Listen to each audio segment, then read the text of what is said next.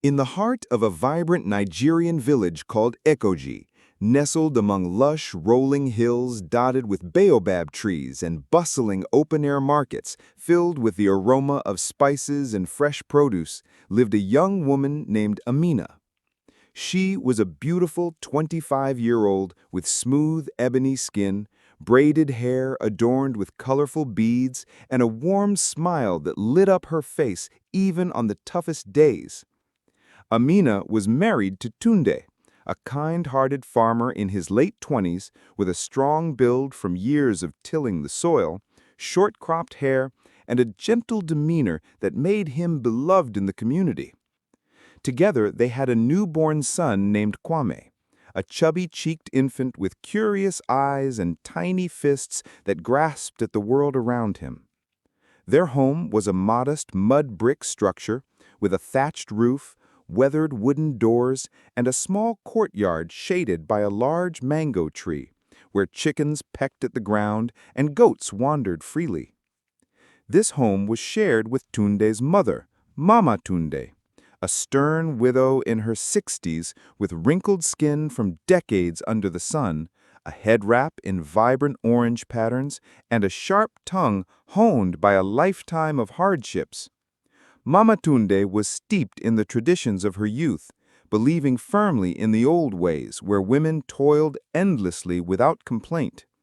Despite Amina's tireless efforts, waking at dawn to prepare meals, tending to the baby, and helping with the farm, Mama Tunde constantly labeled her as lazy, her criticisms echoing through the village like the call of a distant drum. The villagers, a mix of farmers, traders, and elders, often gathered at the central well to gossip, and Mama Tunde's words had begun to poison their views of Amina. Each day began long before the sun crested the horizon for Amina. She rose quietly in the dim pre-dawn light, slipping out of the woven mat she shared with Tunde and Kwame, careful not to wake the sleeping infant whose soft breaths filled the small room. With a large clay pot balanced expertly on her head, wrapped in a padded cloth ring for stability, she set out along the uneven dirt path lined with thorny acacia bushes and scattered stones that led to the village stream a full mile away. The air was cool and filled with the chirps of awakening birds, and the path wound through fields of cassava and yam plants, swaying gently in the breeze. Amina navigated it with grace, her bare feet sure on the familiar ground, her muscles honed by years of such necessities. Upon returning, sweat glistening on her brow, she stoked the embers of the outdoor fire pit, grinding fresh spices like ginger and chili with a wooden mortar and pestle, while humming a soft Yoruba lullaby passed down from her own mother. She swept the courtyard with a broom made of bound palm fronds, washed the family's clothes in a basin by the river, scrubbing vigorously against a flat stone, and tended to the small vegetable patch behind the house, pulling weeds from among the okra and tomatoes under the relentless morning sun. Kwame, strapped to her back in a colorful cloth sling, cooed contentedly as she worked.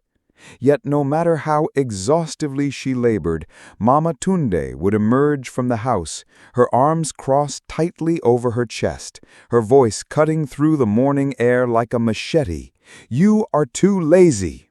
In my day, we worked from sunrise to midnight without a single complaint, carrying twice the load you do." These words were a daily ritual, sharp and unrelenting, and soon the villagers began to nod in agreement during their gatherings, casting sidelong glances and whispers that followed Amina like shadows, wearing down her spirit bit by bit. One sweltering afternoon, as the sun hung high like a fiery orb, casting harsh shadows across the village, Amina sought refuge under the broad leaves of the mango tree in their courtyard. She rocked Kwame gently in her arms, the baby fussing slightly from the heat, his tiny face flushed as she sang a soothing melody to calm him. The air was thick with the scent of ripening fruit and distant cooking fires.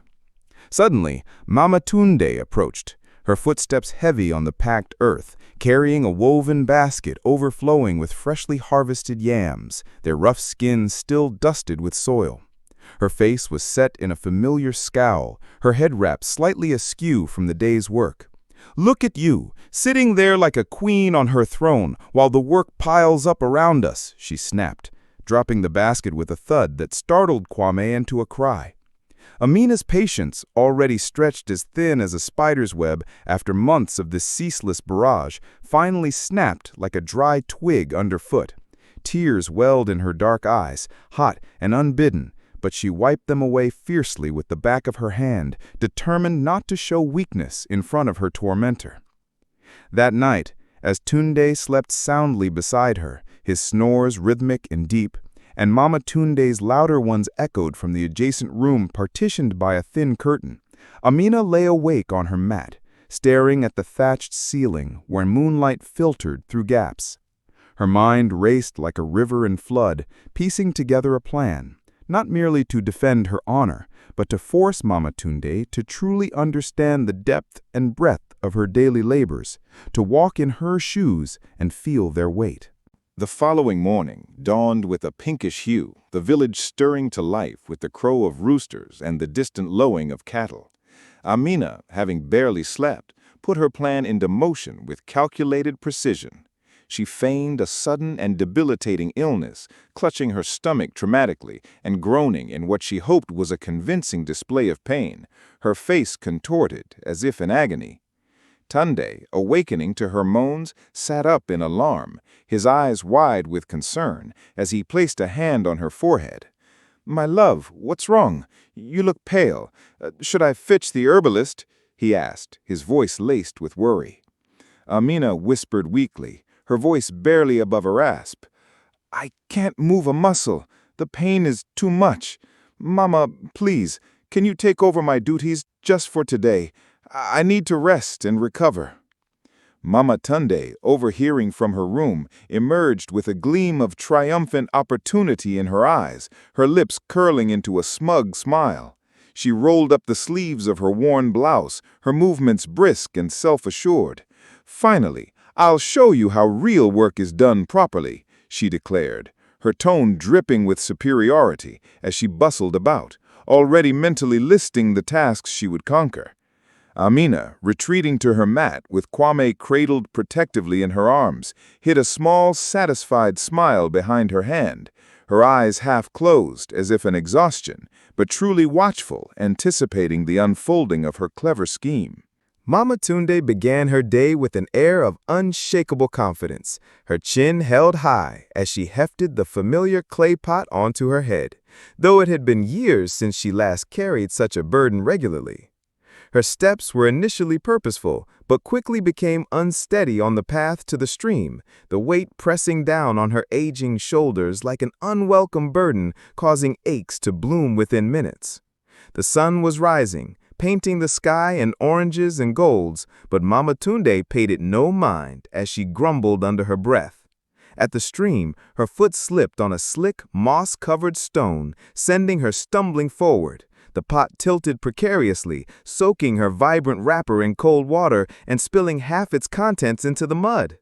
Cursing softly in Yoruba, she righted herself and trudged back home, her back protesting with every step. There, she attempted to light the fire pit, her hands, once nimble but now stiffened by time, fumbling with the flint and dry tinder, resulting in billows of acrid smoke that stung her eyes and filled the courtyard. The yam porridge she tried to prepare turned into a lumpy, unappetizing mess, bits of unground spice floating defiantly on the surface. When she turned to washing the clothes, scrubbing with what she thought was vigor, a shirt tore under the pressure, the fabric ripping with a sharp sound. By midday, under the merciless sun, sweat poured down her lined face in rivulets, her legs wobbling like those of a newborn calf. Amina, peeking discreetly from the doorway of the house, her illness allowing her this vantage, bit her lower lip to suppress a bubbling laugh at the sight. Undeterred by the previous day's mishaps, though her body ached and places she had forgotten could hurt, Mama Tunde rose again the next morning with grim determination etched on her face. She ventured out to the vegetable patch behind the house, the sun already climbing and beating down mercilessly like a blacksmith's hammer, turning the earth into a hot, dusty expanse. Intending to weed the plot efficiently, she gripped the hoe, a tool she hadn't wielded in earnest for over a decade, like an old adversary, its wooden handle rough against her palms. Each swing was labored, the blade sinking into the soil with a thud, but her aim faltered.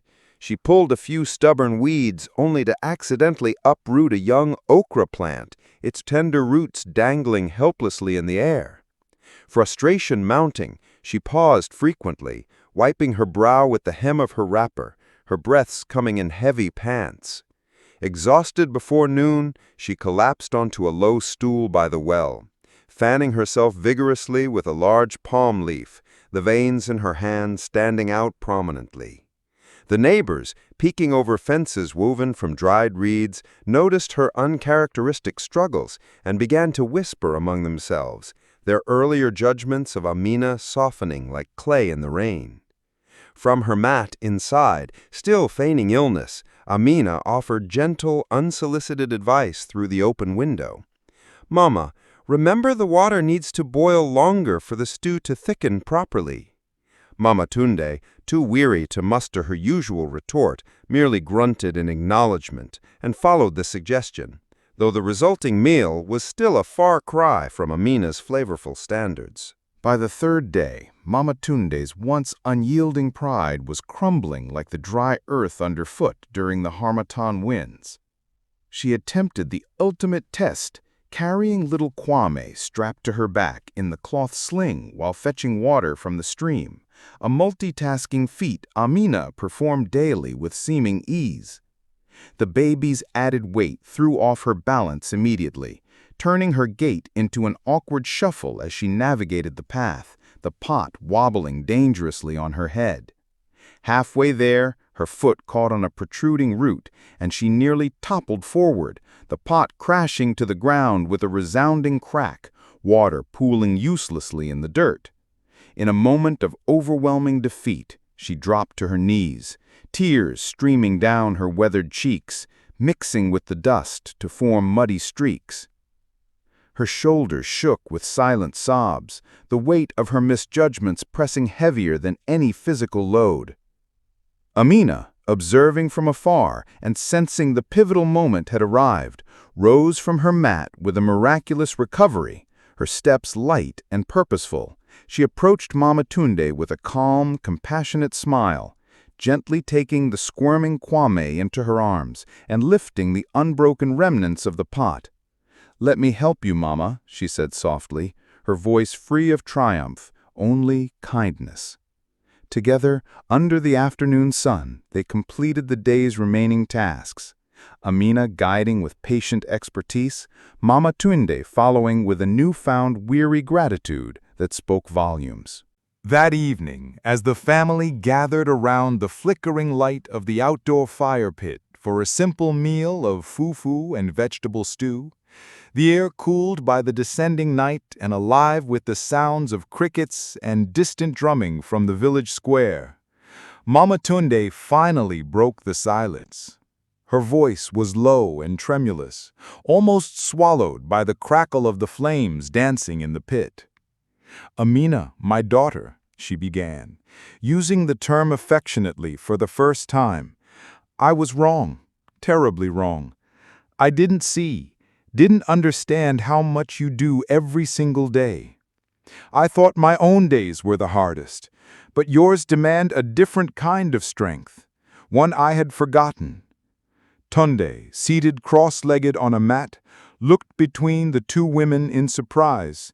His spoon paused midway to his mouth before breaking into a proud, relieved smile that crinkled the corners of his eyes. Amina, her heart swelling with a mix of vindication and warmth, reached across the low table to grasp Mama Tunde's calloused hand, and for the first time the older woman squeezed back tightly, her grip conveying years of unspoken apologies. The tension that had hung over the household like a storm cloud dissipated, replaced by a tentative peace as stars began to twinkle overhead in the vast African sky. In the months that followed, as the seasons shifted from the dry harmattan winds that whipped dust across the village to the refreshing rains that turned the fields into verdant expanses, Mama Tunde transformed into Amina's staunchest supporter and ally. She shared captivating stories of her own youth around the evening fire.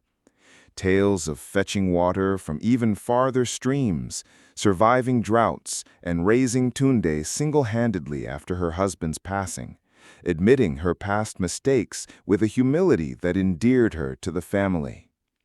The two women bonded deeply over their shared labors, often working side by side in the vegetable patch or preparing meals, their laughter mingling with Kwame's giggles as he grew into a toddling child, his chubby legs carrying him between them like a bridge of joy. The villagers, hearing whispers of the dramatic change through the grapevine of market chatter and well-side conversations, began to praise Amina's quiet resilience and wisdom, their earlier misconceptions fading like morning mist. Mama Tunde even defended Amina publicly, scolding those who dared repeat old gossip. The household flourished in this new harmony, with Tunde beaming at the unity and Kwame thriving in the love of his expanded family.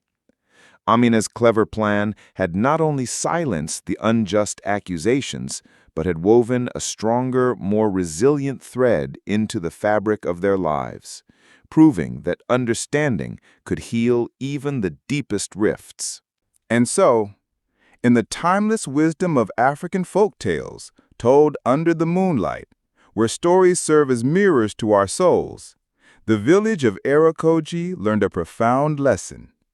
True understanding comes only from walking in another's footsteps, feeling the blisters and the burdens firsthand. And respect is not demanded, but earned through the fires of shared struggle and empathy.